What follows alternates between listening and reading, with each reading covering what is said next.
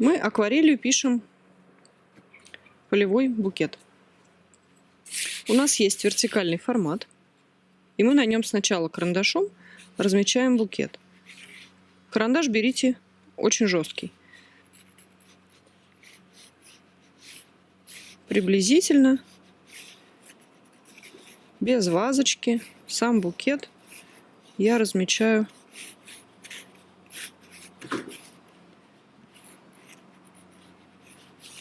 очень быстро, схематично. Просто где у меня что будет, чтобы потом не запутаться.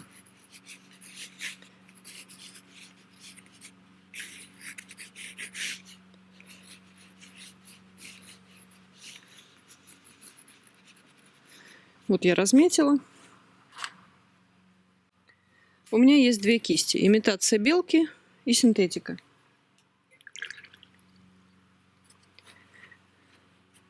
Смачиваю лист водой, стараясь не попадать на самые светлые участки.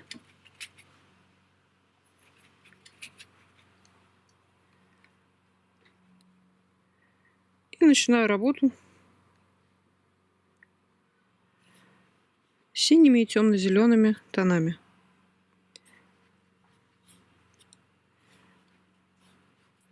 Обхожу те места, где у меня предполагаются клевер.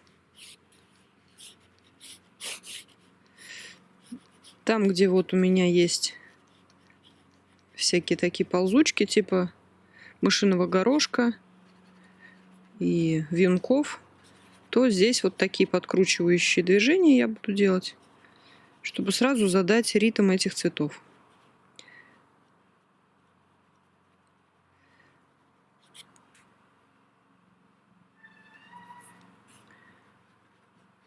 В глубине букета старайтесь сделать потемнее тон.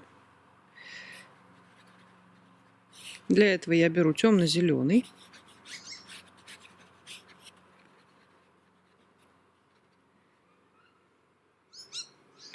Можно взять оливковый и черный, получается тоже очень приятный зеленый.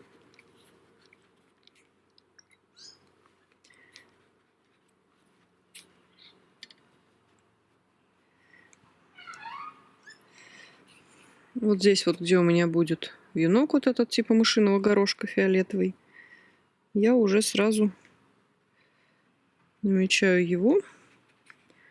И вот здесь, где я наметила, вот такими движениями. У меня на кисти набрано светло-фиолетовый и темно-фиолетовый.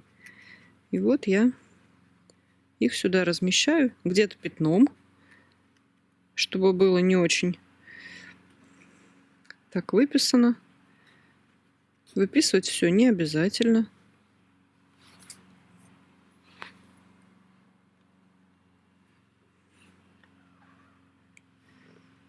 Важно именно впечатление от букета. Движения старайтесь сделать легкими. И здесь такие же у меня есть.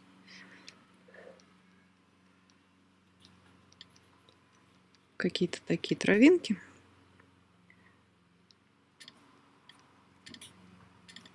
То есть, смотрите, я работаю по всей работе одновременно.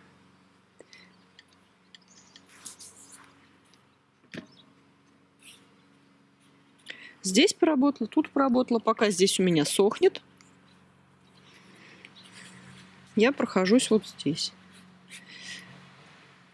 Опять же, не забывая, что здесь у меня тень, глубина букета. Вот здесь можно какой-нибудь дать такой графичный листик.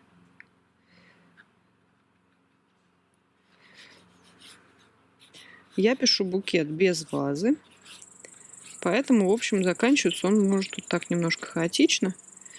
Но в этом тоже есть свое очарование.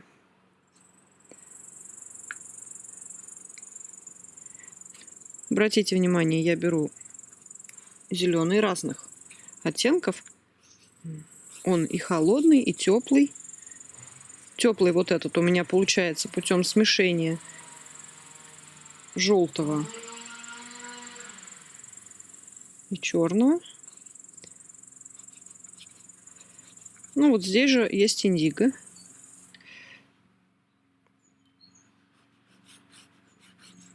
Какие-то травинки я вот такими легкими движениями сюда могу дать. Поскольку букет полевой, в общем, он не требует никаких очень жестких рамок. Вот в отличие от каких-нибудь роз, которые должны быть похожи на себя, эти травинки, в общем, можно делать с определенной долей фантазии. Все равно будет потом понятно, что это полевой букет. Вот. Листики можно вот так легко расположить, даже не прикрепляя ни к чему. Опять у меня на кисточке, видите, два цвета, светло-зеленый и почти желтый. И вот сейчас я приступаю сюда к клеверу. Вот такими вот движениями, которые имитируют вот эти наши лепесточки кашки, я вот так сюда наношу мазочки. Вот. Там, где он белый, я рекомендую взять белый плюс, например, бледно-голубой. Что-то такое. Какие-нибудь такие они. Все равно белого нет в акварели, поэтому можно смело вот такими движениями сделать этот цвет, который потемнее.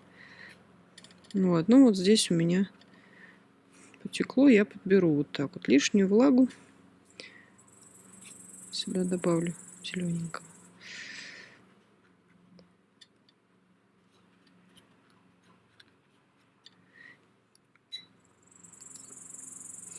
Обязательно не забывайте вовремя менять воду.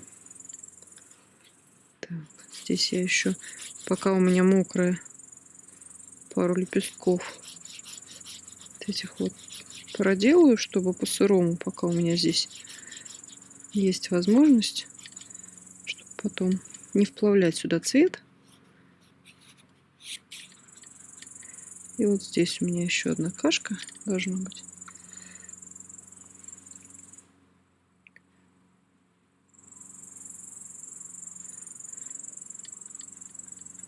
Я взяла бледно-розовый, бледно-голубой. И вот сюда вот ее вписываю. Потом я здесь, когда просохнет, пройдусь чуть-чуть какими-то такими ржавыми оттеночками. Здесь можно даже черным сделать. Очень просто деликатно и мягко.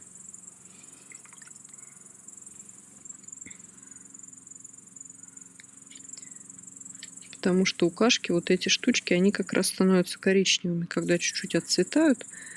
Поскольку сейчас уже август, их довольно много. Вот они сюда ложатся совершенно спокойно. Главное вот в клевере уловить вот это вот движение.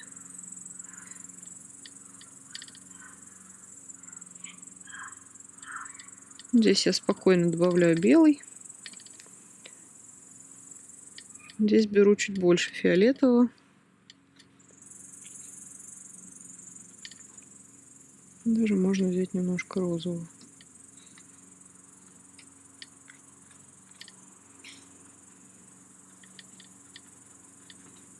Тут важно просто, что он присутствует. В общем, он не основной у нас элемент композиции, но он центральный, поэтому вот какие-то части я прописываю довольно точно. Но опять же, здесь мы должны подождать немножко, пока просохнет.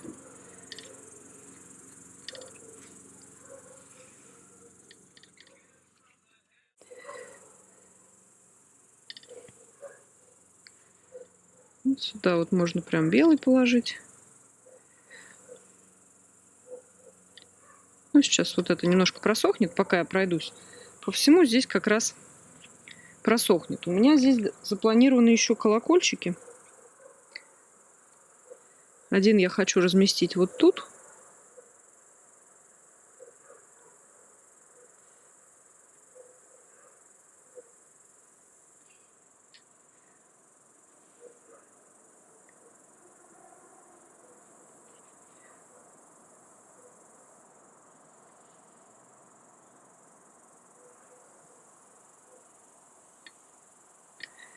том наборе, который у меня есть сейчас с собой, отсутствует фиолетовый цвет, поэтому я его намешиваю с помощью синего и розового.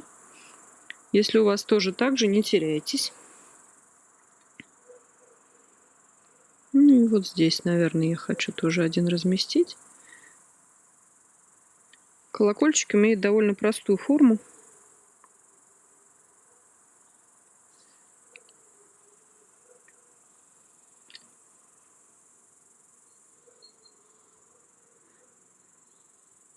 Здесь сейчас просохнет, я добавлю еще один цвет.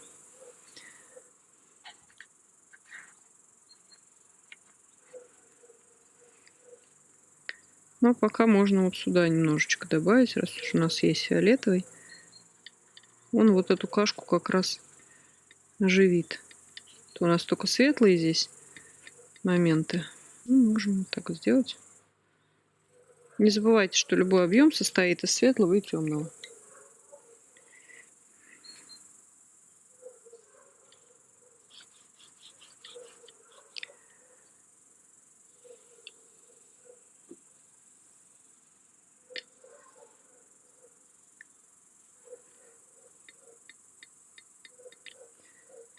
Ну, вот здесь вот эти вот отцветшие, вот сейчас немножко просохло, и я вот сюда вот их добавляю.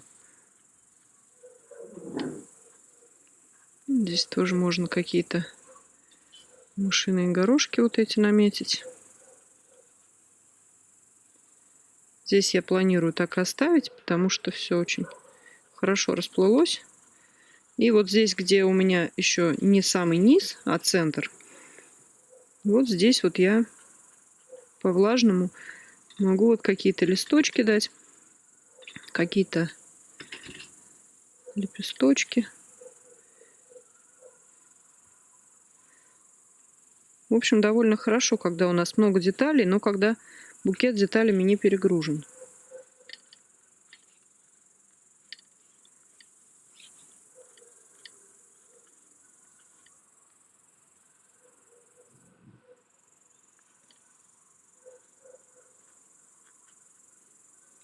Можно даже сказать, что тут ни одну линию можно не доводить до конца.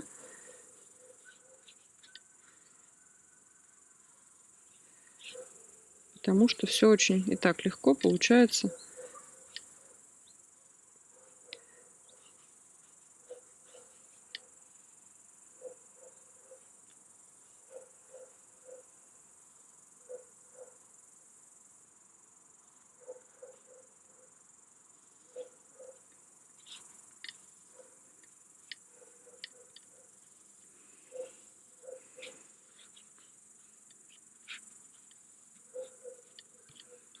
Здесь я почти размыла. Пусть будет так.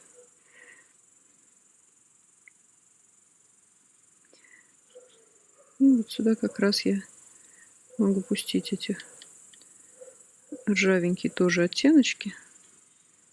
Здесь можно им доделать что-то.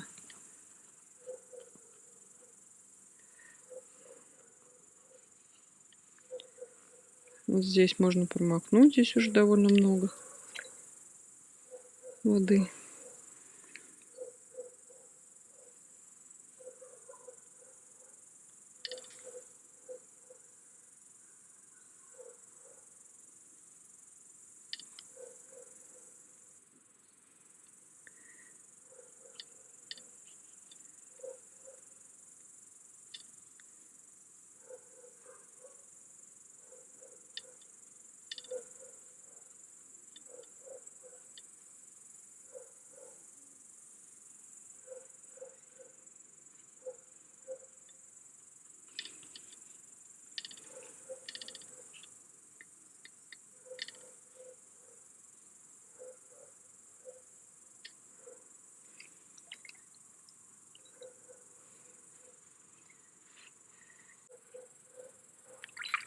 Сейчас время как раз взять кисть поменьше. У меня это вот имитация белки. Чем лучше имитация, чем белка? Она не так ломается, не сохнет и, конечно, прослужит намного дольше. Разница будет просто на года идти. Так, вот я более тонкими сейчас моментами занимаюсь. То есть, если вы видите написано Imitation Squirrel, то это хорошо.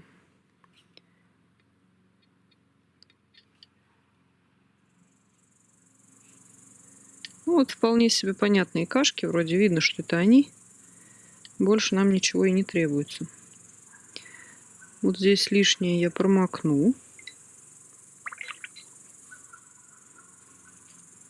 Здесь тоже. У колокольчиков беленькая серединка. Вот я сюда с помощью белой гуаши ее нанесу, эту серединку.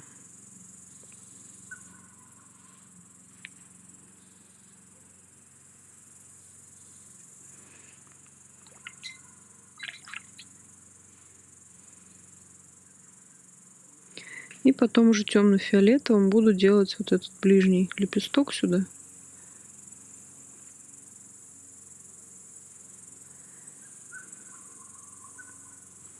И серединку.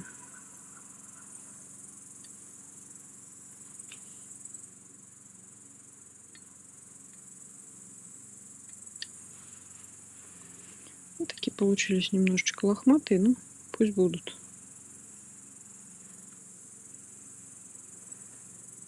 Довольно непросто рисовать колокольчики.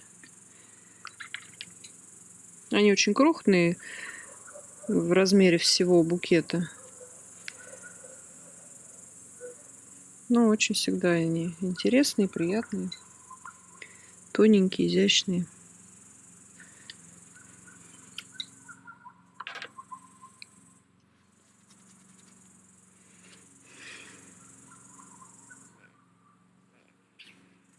Здесь хочу вернуться вот к этому вот растению.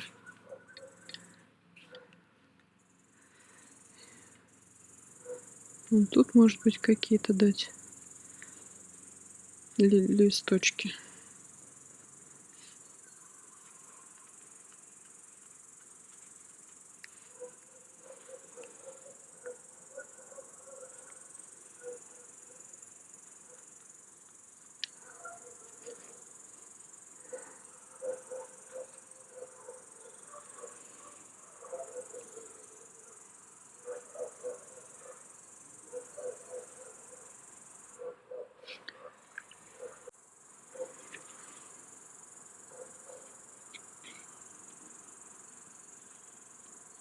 Вот здесь я почти полусухой кистью вот этот мышиный горошек намечаю.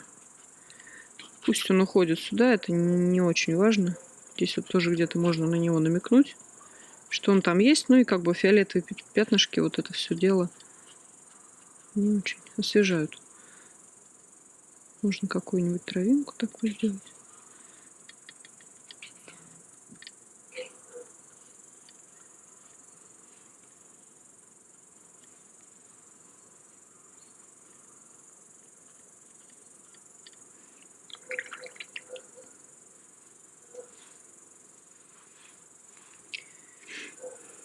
Когда вот здесь вот просохнет, еще можно будет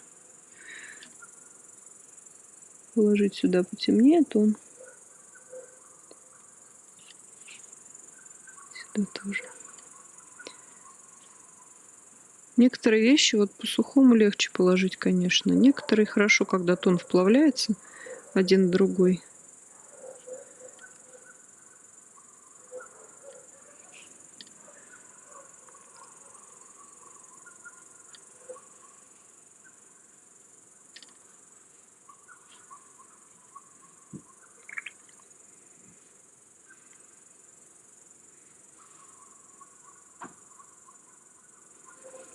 Здесь уже почти просохло, я еще прокладываю белым.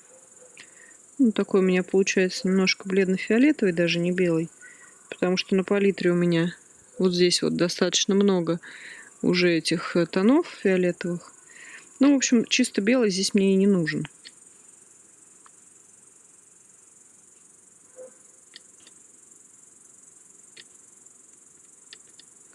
Вот они получились, эти воздушные кашки.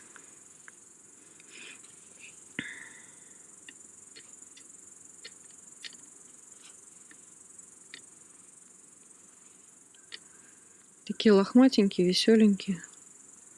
В общем, больше-то от нас ничего не требовалось здесь. Ну вот, примерно так выглядит букет. Где-то можно каких-то светлых, пока на кисти белой. Каких-то пару легких движений таких сделать.